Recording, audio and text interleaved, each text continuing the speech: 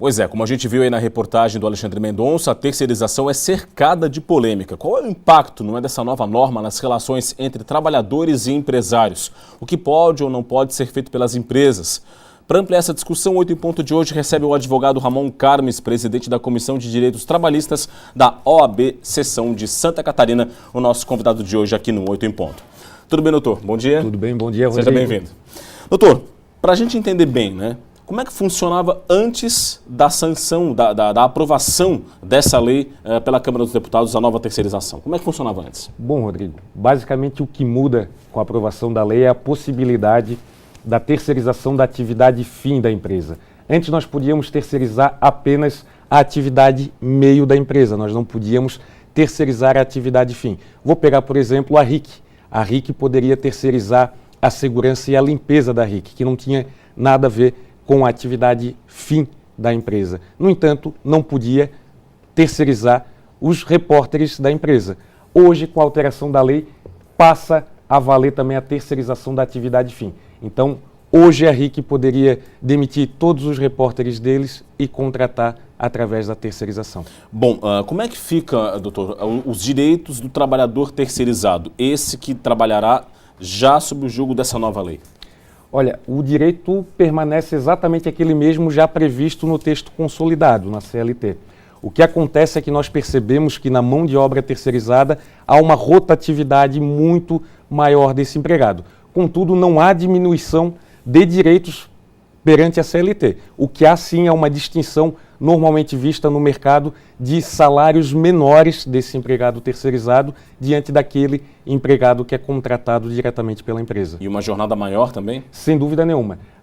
Números da Diese apontam que um empregado terceirizado ele recebe, em média, 25% a menos do que um empregado contratado diretamente pela empresa e que tem uma jornada de 3 horas a mais por semana do que um empregado contratado diretamente. Bom, no caso, doutor, de uma ação na Justiça do Trabalho, uma ação trabalhista, quem é que responde a uma ação trabalhista desse empregado terceirizado? É a empresa que terceirizou o serviço para uma contratante ou as duas respondem de maneira solidária? Bom, Rodrigo, isso na verdade não altera com a lei. Nós hoje temos uma súmula do TST, que é a súmula 331, que basicamente na ausência legal que fez a regulamentação de todos esses pontos da terceirização até então. E o que diz a súmula? A súmula ela diz exatamente que respondem as duas empresas, mas com um pequeno diferencial.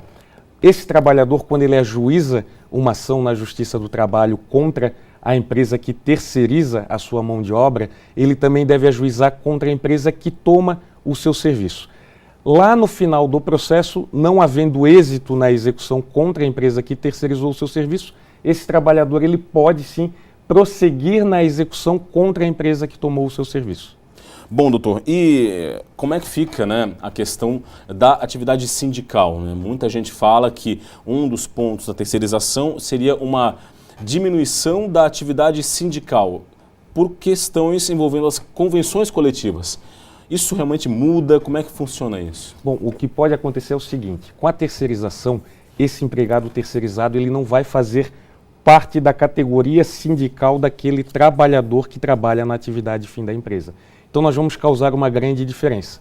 Poderemos ter um repórter terceirizado e um não. Cada um participará de uma categoria sindical diferente. O que acontece é que na categoria dos terceirizados nós percebemos uma menor adesão daquele empregado ao sindicato. E é isso que enfraquece, de fato, as categorias sindicais. Bom, doutor, e os defensores da medida argumentam que deve haver mais segurança jurídica, deve haver uma contratação maior de trabalhadores, argumentam que não vai haver desemprego e que as empresas vão ter mais liberdade para trabalhar e poder até contratar, ampliar o número de funcionários. Os argumentos em defesa da terceirização também são pertinentes? Nesse momento, com esse projeto de lei, o nosso entendimento é que não. Por quê? Porque a lei não traz a segurança jurídica tão almejada para as empresas, porque ela deixa num ponto nebuloso diversos aspectos que deveriam ter sido tratados na lei e que devem ser melhor regulamentados pelo projeto de lei 4330, que ainda tramita no Senado e que também tem por objeto a terceirização. Bom, o senhor acabou de falar desse projeto do Senado, que foi inclusive tema da reportagem do Alexandre Mendonça. Qual é a diferença desse projeto para o que foi aprovado pela Câmara? Eu vou trazer aqui as duas principais diferenças, né? Nós teríamos nesse projeto a responsabilidade solidária da empresa que terceiriza e da tomadora do serviço. O que é isso?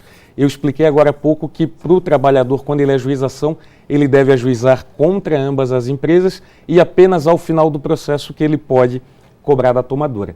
Bom, com o projeto da 4330 isso muda, porque desde o início do processo o trabalhador vai poder exigir tanto da terceirizada quanto da tomadora do serviço. Um outro ponto é que a 4330 ela traz sim equiparação de alguns benefícios ao trabalhador terceirizado que esse projeto não traz. Bom, o assunto realmente é cercado de polêmica, vai continuar sendo debatido, afinal de contas ainda precisa da sanção do presidente Michel Temer, né, que ainda não aconteceu. Tem o projeto do Senado também tramitando, ou seja, o assunto ainda vai render muita discussão e nós vamos continuar em cima desse assunto. Doutor, muito obrigado pela participação aqui, doutor Ramon Carmes, presidente da Comissão dos Direitos Trabalhistas da OAB. Muito obrigado, bom dia. Agradeço. Esse foi outro ponto falando um pouquinho da polêmica, né, do momento que é o projeto de lei da terceirização que acontece, que já foi aprovado pela Câmara e agora vai para o Senado, onde há uma outra proposta sendo debatida. A gente vai continuar acompanhando esse caso, esses assuntos. O 8 Ponto fica por aqui, mas o SC no Ar segue com muitas outras informações só para você.